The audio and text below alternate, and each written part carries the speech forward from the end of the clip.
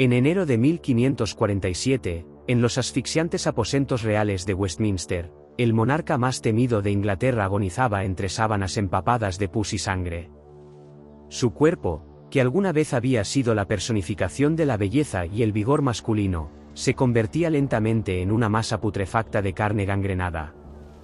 El hedor era tan insoportable que incluso los cortesanos más leales apenas podían permanecer unos minutos a su lado sin sentir náuseas. Los insectos ya comenzaban a alimentarse de sus heridas mientras él aún respiraba. Este hombre era Enrique Obesto Tudor, el soberano que había revolucionado Inglaterra, roto con siglos de tradición católica, decapitado a 2 esposas y transformado por completo la estructura religiosa, política y social de una nación entera. Pero, ¿cómo había llegado a este final? ¿Cómo aquel joven apuesto y atlético, admirado en toda Europa por su erudición y destreza, se había convertido en este monstruo irreconocible? Nacido el 28 de junio de 1491, Enrique Tudor no estaba destinado originalmente a reinar. Era el segundo hijo del rey Enrique, viviendo perpetuamente bajo la sombra de su hermano mayor Arturo, heredero legítimo y preparado desde la cuna para gobernar Inglaterra. Mientras Arturo recibía una formación intensiva en asuntos de Estado, el joven Enrique fue inicialmente orientado hacia una carrera eclesiástica, estudiando teología, música y literatura. El destino, sin embargo, tenía otros planes. En 1502, Arturo falleció repentinamente tras contraer lo que los médicos de la época describieron como sudor inglés, una misteriosa enfermedad epidémica que causaba fiebres repentinas y muerte en pocos días. De un momento a otro, a la edad de 10 años, Enrique se convirtió en el heredero de la corona inglesa. Esta pérdida marcó profundamente al joven príncipe. Durante toda su vida, estaría obsesionado con la idea de la muerte y con establecer una dinastía fuerte y duradera que asegurara la estabilidad del reino. Esta obsesión moldearía cada una de sus decisiones futuras, desde sus múltiples matrimonios hasta sus controvertidas políticas religiosas, y sería irónicamente el origen de su decadencia física y mental. Cuando finalmente accedió al trono en 1509, con apenas 17 años, Enrique parecía haber salido directamente de las páginas de un cuento de caballería medieval. Alto para la época, con casi 1,9 metros de estatura, poseía hombros anchos, una cabellera pelirroja vibrante y una presencia que dominaba cualquier salón donde entrara. Los embajadores extranjeros que visitaban la corte inglesa describían al joven monarca como el príncipe perfecto del Renacimiento, atlético, intelectual, carismático y lleno de vigor. Un observador veneciano escribió en sus crónicas: «Su Majestad es el hombre más apuesto que jamás se pueda encontrar». La naturaleza difícilmente podría haber creado algo más perfecto. Hablaba con fluidez latín, francés y español. Componía música exquisita. Escribía poesía. Dominaba la caza con arco y sobresalía en los torneos de justa, donde su valentía era legendaria. Los registros de la época relatan a un joven de energía aparentemente inagotable que se levantaba al amanecer para galopar durante horas, podía bailar incansablemente durante toda la noche en los fastuosos bailes de la corte y aún encontraba tiempo para debatir intelectualmente con los más grandes pensadores europeos sobre teología, filosofía y arte. Su primer acto como rey fue casarse con Catalina de Aragón, la viuda de su hermano Arturo y princesa española, 5 años mayor que él. Este matrimonio, que inicialmente parecía prometedor para consolidar la dinastía Tudor, sería el comienzo de una cadena de decisiones que transformarían tanto a Inglaterra como al propio cuerpo del rey. Como hija de los poderosos reyes católicos de España, Fernando e Isabel, los mismos que financiaron los viajes de Colón, Catalina aportaba a Inglaterra una valiosa alianza con la mayor potencia europea de la época. Su educación refinada, su devoción religiosa y su dignidad innata la convertían en una perfecta consorte real. Durante los primeros años de su matrimonio, Enrique seguía siendo aquel príncipe galante y brillante que todos admiraban. La corte inglesa se convirtió en un centro de cultura y esplendor sin precedentes, con celebraciones, torneos y banquetes que asombraban a los visitantes extranjeros. En el campo de batalla, el joven rey lideró personalmente a sus tropas contra Francia, conquistando territorios y ciudades que aumentaron su prestigio militar. Bajo esta fachada de gloria y éxito, sin embargo, comenzaba a gestarse una oscuridad en el corazón del reinado de Enrique. Después de varios años de matrimonio, el rey enfrentaba un problema crítico que amenazaba toda su visión dinástica: la ausencia de un heredero varón que asegurara la continuidad de la dinastía Tudor. Catalina había sufrido múltiples abortos involuntarios, y de los 6 embarazos que había llevado, solo la princesa María había sobrevivido más allá de la infancia. Para Enrique, obsesionado con su linaje y atormentado por el miedo a una sucesión inestable, esta situación resultaba inaceptable. La dinastía Tudor era aún demasiado reciente, habiendo comenzado apenas con su padre tras la sangrienta Guerra de las Dos Rosas, y sin un hijo varón, el rey temía que el país se sumergiera nuevamente en un conflicto civil tras su muerte. Esta ansiedad creciente por la sucesión coincidió con los primeros cambios sutiles, pero significativos, en su comportamiento. Los embajadores extranjeros comenzaron a notar un temperamento más irritable, una tendencia a guardar rencor y una desconfianza creciente, incluso hacia sus consejeros más cercanos. El rey, que rozaba ya los 30 años, comenzó también a ganar peso, aunque todavía conservaba gran parte de su energía y vitalidad características. Fue en medio de esta crisis dinástica cuando apareció Ana Bolena, dama de compañía de la reina Catalina y figura que cambiaría para siempre el curso de la historia inglesa. A diferencia de su hermana María, que ya había sido brevemente amante del rey, Ana era extraordinariamente diferente a las mujeres de la corte: inteligente, seductora, ambiciosa y con una personalidad magnética que la distinguía inmediatamente. Educada en las sofisticadas cortes francesas, Ana llegó a Inglaterra trayendo nuevas modas, ideas religiosas reformistas y una seguridad en sí misma poco común para la época. Su piel olivácea, su cabello negro azabache y sus ojos oscuros contrastaban con el ideal de belleza rubia del Renacimiento, pero su presencia cautivadora atrapó rápidamente la atención del rey, quien pronto desarrolló una obsesión por ella. A diferencia de las otras mujeres que Enrique había cortejado, Ana se negó categóricamente a convertirse en una simple amante real más. Ella quería el máximo premio, la corona de Inglaterra. Durante 6 años mantuvo al rey a distancia, negándole los favores carnales que él desesperadamente anhelaba, una estrategia sin precedentes que solo intensificó la obsesión del monarca. Enrique, cada vez más desesperado tanto por poseer a Ana como por conseguir un heredero varón, tomó entonces una decisión sin precedentes en la historia europea: rompería con Roma y la Iglesia Católica para anular su matrimonio con Catalina de Aragón. Cuando el Papa Clemente VII se negó a conceder la anulación solicitada, comprensible pues Catalina era tía del poderoso emperador Carlos V, cuyas tropas habían saqueado Roma en 1527, Enrique emprendió una serie de maniobras legales y teológicas que culminarían con la creación de la Iglesia Anglicana, uno de los mayores cismas religiosos de la historia occidental. Este periodo marca el inicio de la verdadera transformación de Enrique. El príncipe del Renacimiento, antes admirado por su ecuanimidad y justicia, comenzó a manifestar una tiranía creciente que no toleraba oposición. En 1532, forzó al clero inglés a aceptarlo como protector y jefe supremo único de la Iglesia en Inglaterra, título que lo convertía en la máxima autoridad religiosa del reino. Quienes se resistieron a este cambio radical fueron silenciados, primero mediante amenazas, luego con encarcelamiento y finalmente con ejecuciones. Tomás Moro, su antiguo amigo, mentor y Lord Canciller, se negó a reconocer a Enrique como jefe de la Iglesia, manteniendo su lealtad al Papa. Esta decisión le costó la vida, siendo decapitado en 1535 y posteriormente canonizado por la Iglesia Católica como mártir. En 1533, Enrique finalmente declaró nulo su matrimonio con Catalina, quien fue relegada y separada de su hija María, y se casó secretamente con Ana Bolena, que ya estaba embarazada. Pocos meses después, Ana fue coronada reina de Inglaterra en una ceremonia de esplendor sin precedentes, mientras Catalina, la legítima reina durante más de 20 años, vivía sus últimos días en un aislado castillo, enferma y abandonada por la corte. El pueblo inglés, sin embargo, permaneció mayoritariamente fiel a la verdadera reina, Catalina, y veía a Ana como una usurpadora, calificándola públicamente de concubina real o peor aún de gran prostituta. Esta impopularidad perseguiría a Ana durante todo su breve reinado, complicando aún más su ya difícil posición.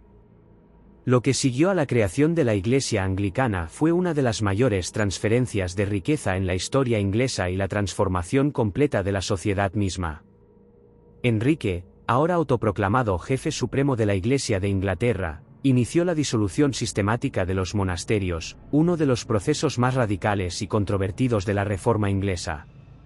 Entre 1536 y 1541, más de 800 instituciones religiosas, monasterios, conventos, abadías y prioratos fueron cerradas por decreto real, sus tierras confiscadas por la corona y sus tesoros artísticos y culturales expropiados.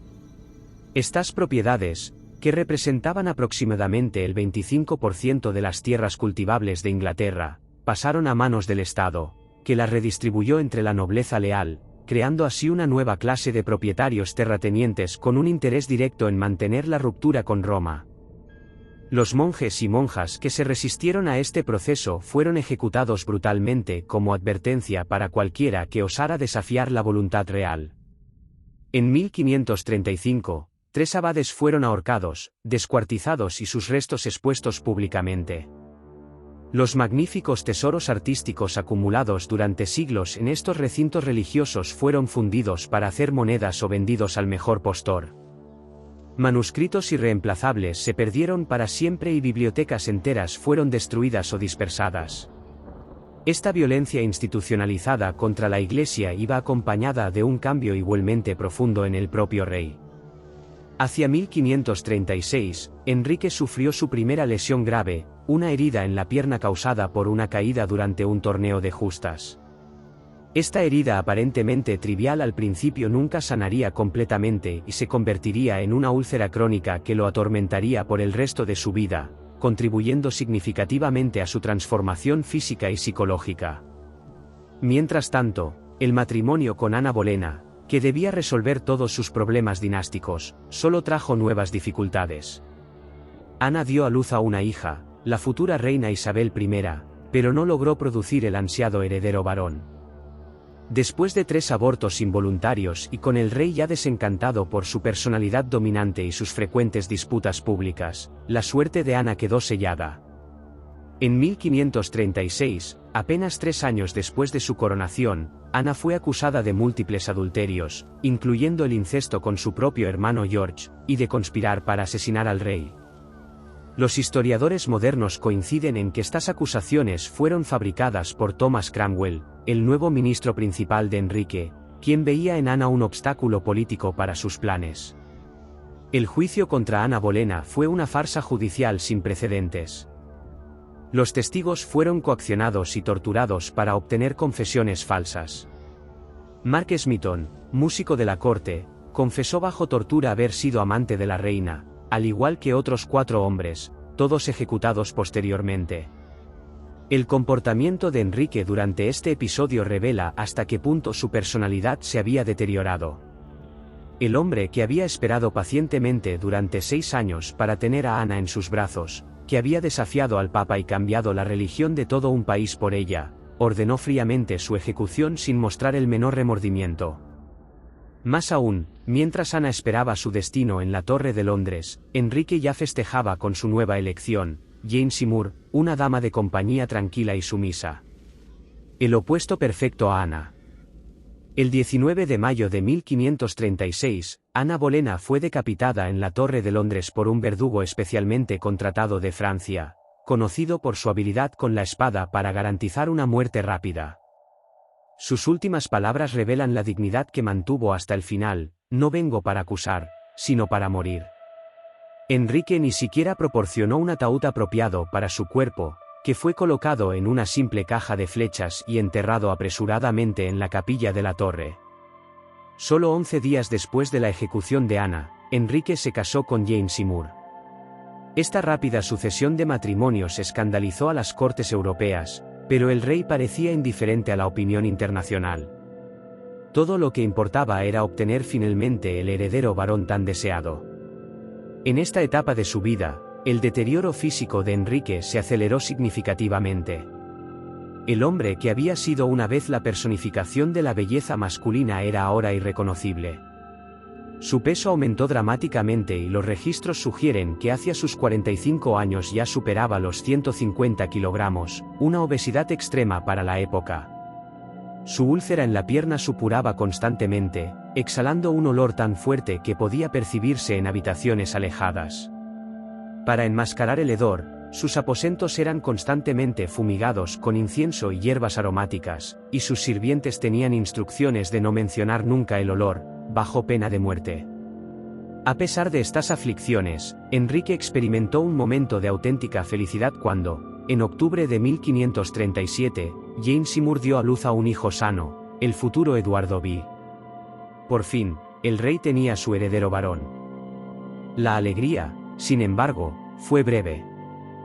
12 días después del parto, Jane murió de fiebre puerperal, una infección común en la época. Enrique quedó verdaderamente devastado, y Jane fue la única de sus esposas por la que pareció haber mantenido un afecto genuino y duradero.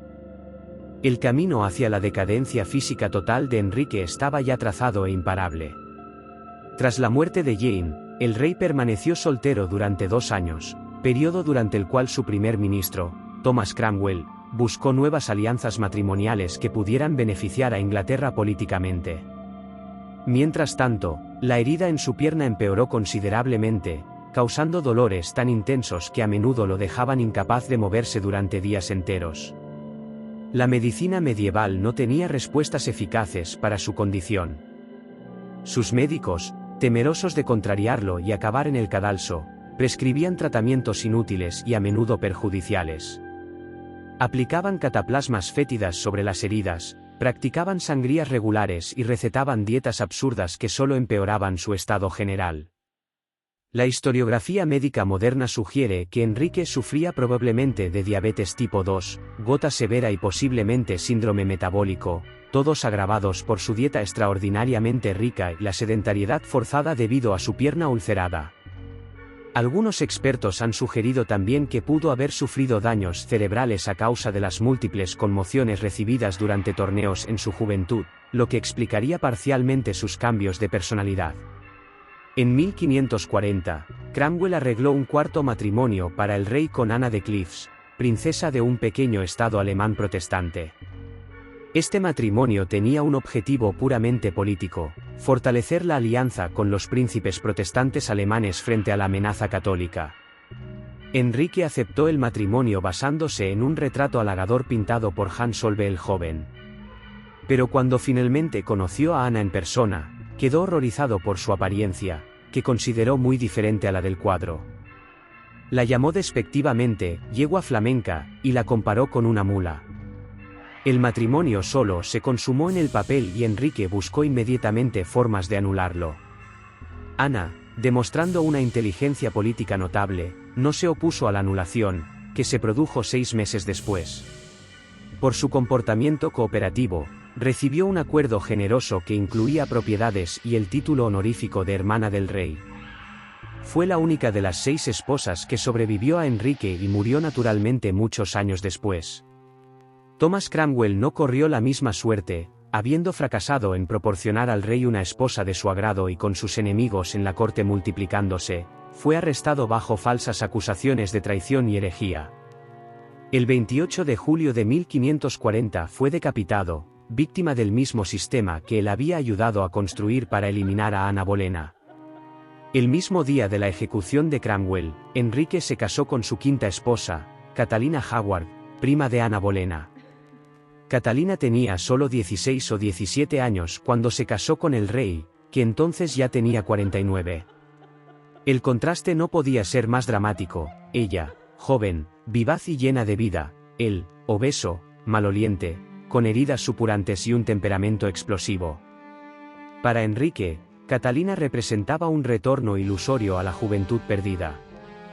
La llamaba cariñosamente su rosa sin espinas, y la colmaba de lujosos regalos y atenciones. Sin embargo, la enorme diferencia de edad y el deplorable estado físico del rey hicieron que el matrimonio fuera una carga insoportable para la joven reina. Mientras Enrique la idolatraba, Catalina mantenía una relación clandestina con Thomas Kolb, un joven y apuesto cortesano. Cuando se descubrió la infidelidad, así como revelaciones sobre sus relaciones anteriores al matrimonio, Enrique quedó devastado. Inicialmente, se negó a creer las acusaciones, pero cuando se presentaron pruebas concluyentes, su reacción fue brutal e implacable. El 13 de febrero de 1542, Catalina Howard fue decapitada en el mismo lugar donde Ana Bolena había perdido la vida 6 años antes. Testigos relatan que estaba tan aterrorizada que apenas podía mantenerse en pie. Su última noche la pasó practicando cómo colocar la cabeza en el tajo para facilitar una decapitación limpia. Tan intenso era su terror. Tras estas ejecuciones, Enrique entró en un periodo de profunda depresión y su salud se deterioró aún más rápidamente. Los retratos de la época muestran a un hombre irreconocible comparado con el joven atleta que había sido. Su rostro, antes hermoso y anguloso, se volvió hinchado y rojizo. La obesidad alcanzó niveles extremos, necesitando sillas y camas especialmente reforzadas para soportar su peso. Documentos contemporáneos informan que se requerían 4 hombres para moverlo de una habitación a otra usando un dispositivo mecánico. En 1543, Enrique se casó por sexta y última vez con Catalina Parr, una viuda de 31 años conocida por su inteligencia y devoción religiosa. Este matrimonio estuvo motivado más por la necesidad de una enfermera y compañera que por pasión o política. Catalina asumió la difícil tarea de unificar a la fragmentada familia real, convirtiéndose en madrastra de los 3 hijos de Enrique. Durante sus últimos años, el estado de Enrique se volvió verdaderamente grotesco. La úlcera en su pierna se transformó en una herida abierta tan grande que dejaba visible el hueso. Para aliviar el dolor constante, consumía cantidades cada vez mayores de vino fuerte y opio, sustancias que, combinadas con su deteriorado estado físico, provocaban un comportamiento cada vez más errático y paranoico. El 27 de enero de 1547, tras una agonía insoportable, Enriqueto murió a los 55 años. Su legado, sin embargo, fue mucho más duradero que su cuerpo putrefacto. La Inglaterra que dejó era irreconocible, separada de Roma, con una nueva religión estatal, una aristocracia recién enriquecida por las tierras monásticas y una monarquía con poderes sin precedentes. La gran ironía final es que, a pesar de toda su obsesión por producir un heredero varón, su legado más duradero vino a través de sus hijas. Eduardo V, el hijo tan deseado, reinó solo durante 6 años antes de morir de tuberculosis a los 15 años. Después de un breve y sangriento interregno bajo María, hija de Catalina de Aragón, fue Isabel I, hija de la bruja Ana Bolena que Enrique había decapitado, quien llevó a Inglaterra a su periodo de mayor gloria y esplendor. Casi 500 años después de su muerte, Enrique continúa fascinando al mundo entero. Sus 6 esposas, sus reformas religiosas, su transformación de príncipe encantador a monstruo tiránico. Todo ello compone una narrativa casi shakespeariana de ascenso y caída que nos recuerda que incluso los más poderosos no pueden escapar a las consecuencias de sus excesos ni al inevitable deterioro de la condición humana.